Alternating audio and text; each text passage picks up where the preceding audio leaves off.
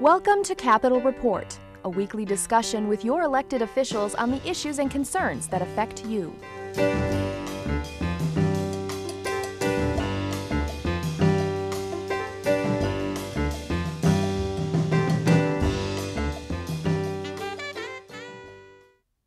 Hello and Happy New Year. Welcome once again to a Capitol Report and the first programs for this 2013 season.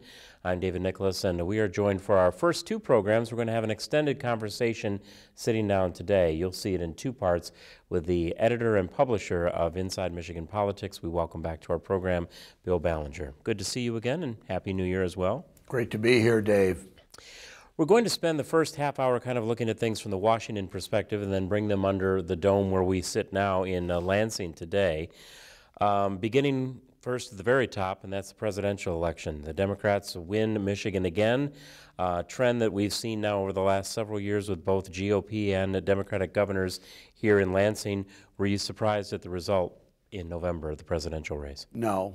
The Democrats have now won 6 straight presidential elections in Michigan beginning in 1992. Only one of those was really even close in 2004 between George W. Bush and John Kerry. The others have been pretty much routs. This one was between 9 and 10% advantage for Barack Obama over Mitt Romney. The polls never really showed Romney being that close to Obama all during the 2 or 3 months leading up to the election. And I think the final margin was probably a little larger than most people thought it would be. I think most people thought it would be maybe 5 or 6%. But you got to remember, 4 years ago, Obama beat McCain by almost 17%. So Mitt Romney actually did a lot better than John McCain did in 2008. The big problem for Mitt Romney and the Republicans this fall was, and I don't know ultimately if it would have made any difference really, is that Mitt Romney never showed up in Michigan. He never came to Michigan. The last time he was in Michigan personally was in August in Oakland County briefly with Paul Ryan, his vice presidential running mate. That was the only appearance for Mitt Romney in Michigan after late spring in May or June. Did they read the polls then, or was there just an assumption that because he was the native son and despite the comment about quote-unquote let Detroit go bankrupt and that whole context and how that was obviously played up by the Obama campaign throughout? I mean, well, I think it was the former. I mean, I think they read the polls, the Romney campaign. They saw that he was trailing in Michigan. There were a bunch of other states that were more important to Mitt Romney, i.e. Florida, Virginia, Ohio. He basically had to win 2 of those 3 states minimum and probably sweep all 3 to have a chance to be elected president. Everybody knew Mitt Romney could lose Michigan and he could still be elected president. So I think he decided, I'm just not going to waste resources and time in Michigan when the polls show I'm farther behind there than I am in some of these other states, and these other states are more important to me in terms of getting to 270 electoral votes. So he just basically threw in the towel on Michigan. He may have sent in Paul Ryan once or twice. He sent in people like John McCain and other big-name Republicans in the fall, but nothing substitutes for the candidate himself, and he just never showed up. Is that something that you see continuing? I mean, we certainly don't want to start 2016 discussions now, but there was such a move and the push over the last couple of go-rounds to move Michigan up, make us more of a player, and even at the impact that it had at the convention level with delegates and so forth, but there was still that push saying we want to be up there and up front, and yet this time, as you say, we really weren't considered the swing state that we wanted to have ourselves positioned as. Yeah, back in the 90s, I think everybody talked about Michigan being a swing state and a bubble state, and it could go either way. That was after a run of 5 straight elections between 1972 and 1988 when the Republicans swept Michigan every time over the Democratic nominee. But the farther we get away from 1992, the last time, or the first time I should say, a Democrat carried the state in 20 years, the more unlikely it's been that Michigan would go Republican. And so I think we're going to continue to see this trend that Michigan is just not going to be a factor. unless something extraordinary happens at the national level, and whoever the Republican nominee is in 2016 or 2020, he or she would have a better chance nationally than the nominees, either Mitt Romney or John McCain, have had the last 2 times, and Michigan will come into play. There's also talk, Dave, you probably know, at least among Republicans, about doing something that states have a power to do. 2 states do it, Maine and Nebraska, and that is divide the Electoral College vote in Michigan up by congressional districts, which we have the power to do constitutionally. And actually, if you look at the results of the presidential elections over the last 20 years in Michigan, believe it or not, the Republican nominee would have carried a majority of delegates to the Electoral College from Michigan, even though he lost the state overall. Obviously, the Democrats don't like that idea too much, but the Republicans in the legislature would have the opportunity to change the law if they want to. Does that send us too much against the grain? I mean, similar to, there was obviously the flack when we wanted to move up, and there was enough national implication and party implication with that. What if they were to take it to, and presumably then, obviously, if majorities were to switch, then the Democrats would have the same power at their disposal to divide things up. I mean, depending on the makeup in the future. Do you see it happening then? Well, the Democrats can't do any better than they've been doing for the last 20 years. I mean, they won 6 straight presidential elections in Michigan, so they've gotten it all. They have nowhere to go but down in terms of how they come out of a presidential election in Michigan. Republicans are simply saying, if we divide up the vote by who wins particular congressional districts in Michigan rather than who wins statewide, the Republicans in 2 or 3 of those 6 elections would have actually gotten a majority of the delegates. It wouldn't have been a sweep, but you know, they might have gotten like a 9-6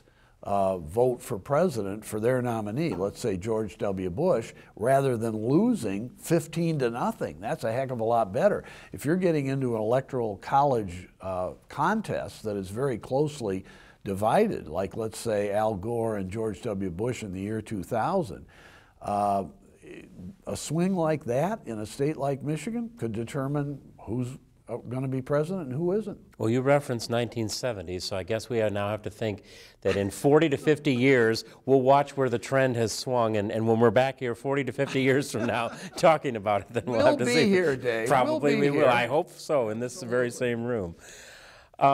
All this being said, what now in the midpoint of Governor Snyder's first term and now the start of the president's second term, what's that relationship like? I mean, the president wins the state, but opposite parties. Is there any working relationship in terms of when you look at federal policy, how it plays out with, you know, who works with whom and how?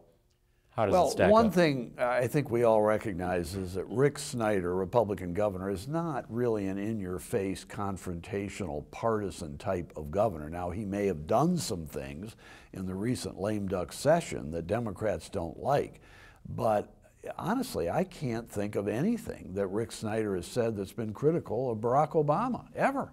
The press is always goading him, prodding him, trying to get him to come out with some kind of a critical remark about the president or the administration, and he just refuses to do it. So, you know, if that matters, and there's a real question whether ultimately it really does, I don't think there's any reason for the Obama administration not to be cooperative with the state of Michigan. I think they want to work with the state of Michigan. Both our U.S. senators are Democrats, the same party as Barack Obama. We've got some very important senior Democrats in the U.S. House delegation, like John Dingell and John Conyers. So if the federal government and the Obama administration is not playing nice with Michigan, it's not necessarily just Republicans that are going to feel the brunt of the president's opprobrium. It's going to be Democrats at both the federal and state levels as well. We'll come down the one level to the Senate and look at the 2 sitting senators. Obviously, Senator Stabenow winning re-election, but we'll start with the senior senator, Carl Levin. There were some rumors, at least for a short period of time, that he could be on the list as a potential nominee for Secretary of State. That's off the table. Is he in a better position now in terms of overall what From what you know of him, working with him, analyzing the work that he's done, is it a better position for him to be in the Senate, or would there have been something, substantive would have come out of perhaps a tenure as Secretary of State? I doubt if he was ever really necessarily a serious contender for Secretary of State. I really don't think he probably wanted the job. I mean, he's nearly 80 years old. Hillary Clinton, I think, just set a record for the number of countries she visited. This seems to be the standard now, like how many countries can you visit and how thinly can you spread yourself in terms of your global responsibilities. I don't think an 80-year-old man wants to be globe-trotting at this stage of the game, and Carl Levin loves the Senate.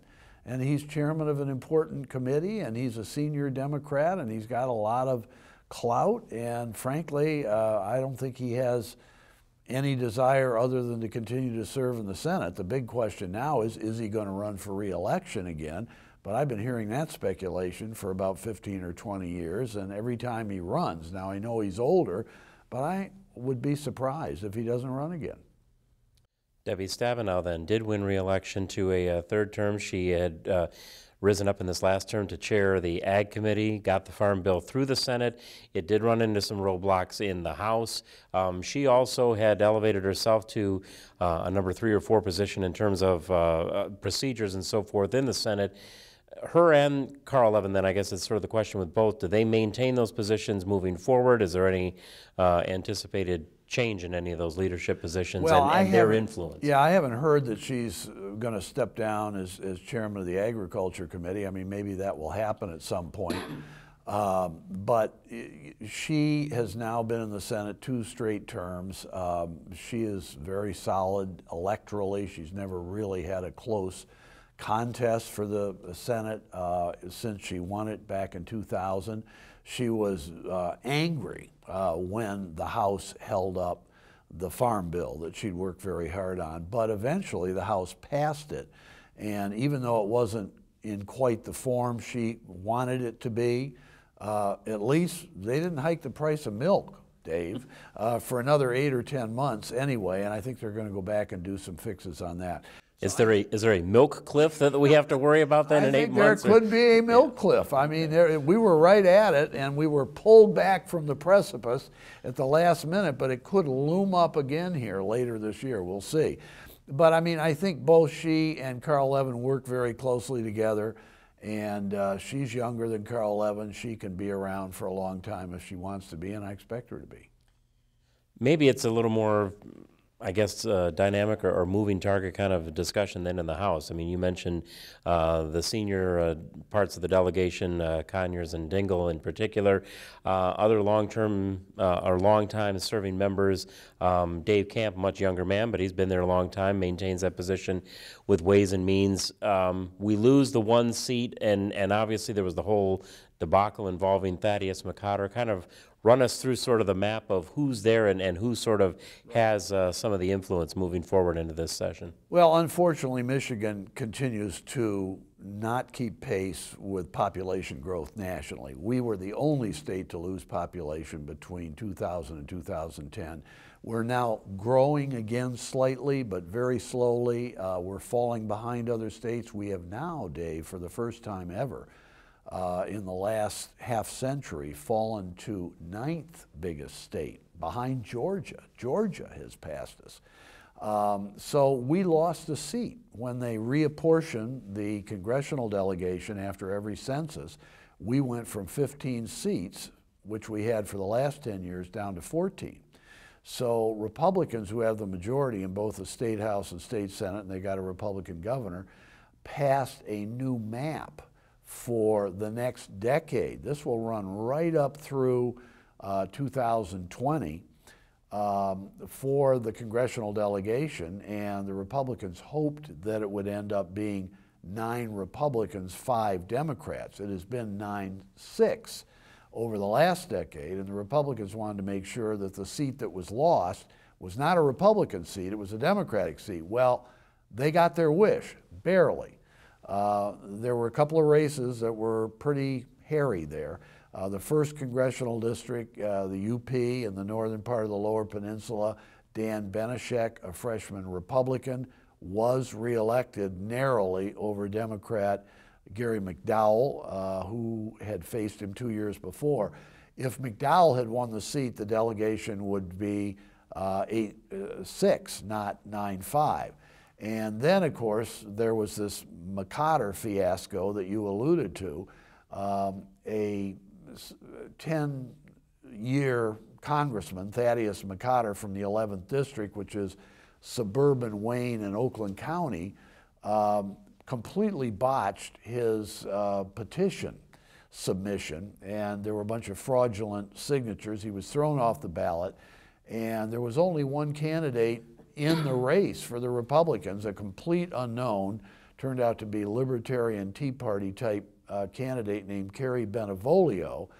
To make a long story short, he ended up winning the seat for the Republicans for the 2-year term, and we'll have to wait and see how he performs or whether he'll be there after 2014. But as long as he won and Benishek won, the other 7 Republican incumbents all won, and so the Republicans have a 9-5 edge. There's one other new congressperson, but it's somebody from a district that's Democratic. It didn't make any difference who was running, and that was the Kildee seat in the 5th Congressional District, Flint, Saginaw, Bay City, that area.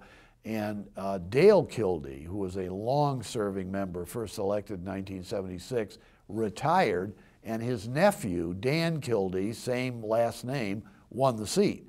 So technically, Kerry Benevolio, a Republican, and Dan Kildee are the only new members of the delegation, but the delegation is going to be 9-5 Republican.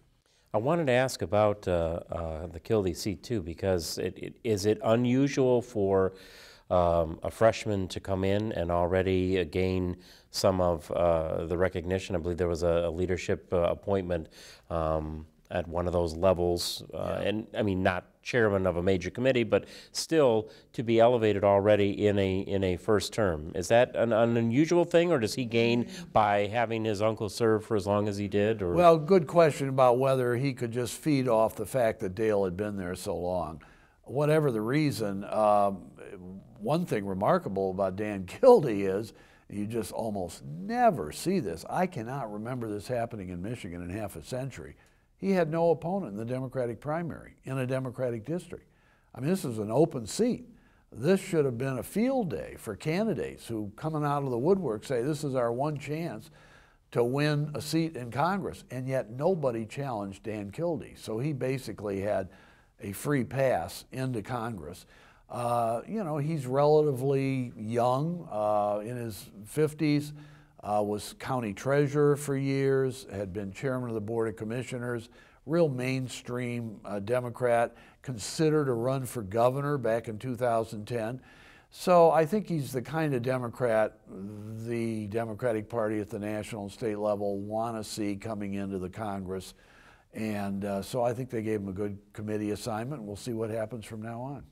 What about those seats for Dingell, for Conyers, for Sander Levin? I mean, you mentioned Carl Levin is around the age of 80, and all of them are in that same, and with the retirement now of Dale Kildee, who was into his 80s. I mean, it's an older group. It has come with its privilege of maintaining some prominent positions, but no, we've got one of the oldest delegations in the entire country. In fact, I think the last 2 to 4 years of states with more than one congressperson, we were the oldest. I mean, John Dingell is the all-time record holder of longest-serving congressman in the entire history of the country.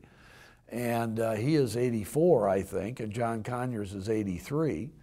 The difference between Conyers and Dingell on the one hand and Carl Levin on the other is Carl Levin's in the majority. Democrats have a 55-45 edge in the Senate, so Carl Levin is chairman of a committee. John Dingell and John Conyers are the ranking members for their party on the committees, education and commerce for Dingell, I should say, energy and commerce, and judiciary for Conyers, but they're not the chairman. The Republicans control the House. How long they'll last? Look, I said a few minutes ago, we've heard rumors about Carl Levin leaving for 20 years. Well, he's a spring chicken compared to John Dingell and John Conyers, and they don't give any sign of leaving or giving up. Even though their districts changed dramatically the last year or two, John Conyers got a new district where he's completely outside the original district he was elected from back in 1964. I mean, he has got very little of Detroit.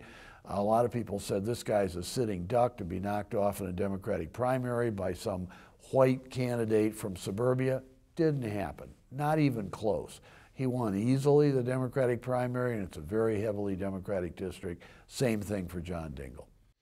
Those two seats then that you alluded to, 1 and 11, I mean, because they were of the nature of the election that they were, are those ones that, without wanting to, barely when the ink is dry on one, look ahead to the next election, are those, do you see as heavily targeted by opposition party to try and to get those seats back again? No, I mean, not Dingell and Conyers. And frankly, the way the Republicans drew the map, as you can imagine, it's a gerrymander, let's face it. And I think everybody knows what a gerrymander is. It's designed to maximize the number of seats that you can win as a political party. And the way you do that is you create a bunch of districts that are fairly narrowly majority of your party, in this case the Republicans, like 55%. And then you give the Democrats seats that they can win with 80 or 90% of the vote. But think of all the votes that are being wasted there that Democrats don't really need. They can easily win by 60 or 70%. And if those Democratic votes were in other districts, they could probably win those districts from the Republicans. But the Republicans don't give them districts that look like that. So all 5 of the Democratic seats, with the one possible exception of Sander Levin's district, that's Carl Levin's brother, they are so overwhelmingly Democratic that the Republicans will never win them. Do the Democrats throw the amount of resources that they did at the Dan Benishek seat again this time? I mean, now he has won re-election. I mean, there's at a certain point, how does incumbency get one rooted enough to where they can withstand those challenges? Do they go after it as aggressively again? Yeah, that's a good question. One good thing for the Democrats in the Dan Benishek case is he's indicated he doesn't want to serve more than 3 two-year terms. So assuming he runs again in 2014, and maybe he won't, they're probably going to have another bite at the apple for an open seat. The problem for either party in that district is it's the second biggest landmass district east of the Mississippi. It is huge. I mean, it's the entire Upper Peninsula, and then it's south of the Straits of Mackinac all the way down through Traverse City, down into Benzie County. It's just monstrous. And it's very expensive. There's no central media market. And so the Democrats had to spend an enormous amount of money this year. They got a lot of national money in there to try and help Gary McDowell to beat Benishek, and he couldn't do it. He fell short. So I think, it depends to a certain extent in 2014 whether Benishek runs again. If he does, and it's likely to be not as Democratic a year in 2014 as this past election was, because it's not a presidential year, I think the Democrats probably will take a pass and wait for it to come open again, and then they'll probably go after it. Just a couple of minutes left in this this first half of our sit-down this time, and I wanted to shift one question at least up to the Supreme Court level and look at the case involving the casino in Vanderbilt and the fact that it's run the course here in Michigan and it went through even to the Sixth Circuit, and the U.S. Supreme Court, as we sit down today at least, had put it on a docket. They had a hearing to at least review. Then they asked for more information from the federal, from the administration's point of view, from the Solicitor General. So it's still an unknown as we sit down as to whether or not they'll take that case. When we look at things like the amount of gaming, the compacts that are there between the state and the tribes, how do you see this potentially playing out? Well, as you know, the Supreme Court is a rather inscrutable body. We really don't know what they're going to do, when they're going to do it. They surprise us constantly. I mean, look at the decision on Obamacare last June. Nobody could have predicted that. I don't know what they're going to decide, but it certainly sounds like they're taking this very seriously. They may take it up, and I think there are a lot of questions about these in-din gaming compacts with states. Here in Michigan, I know the Snyder administration is not happy about a lot of the compacts in place right now with the tribes in Michigan. They think, frankly, that the state of Michigan is not getting a very good deal from these compacts. And I think there may be some litigation down the road, not just on the Vanderbilt case, but others. That's where we'll leave this particular half hour then, and we'll pick up with things more associated more clearly with Lansing. But thank you for the time, and we'll really just kind of hit the pause button and pick up again. But we want to say thank you as we leave to the office of State Senator Judy Emmons, who helped with the logistics of securing the space here in the Senate conference room on the 4th floor of the Capitol. We've been joined by Bill Ballenger, and we'll continue this conversation looking at Lansing and the overview and what lies ahead for 2013. Thanks for joining us this time for Capitol Report, and we'll talk again. You've been watching Capitol Report. Join us again as your elected officials speak to your concerns on current issues.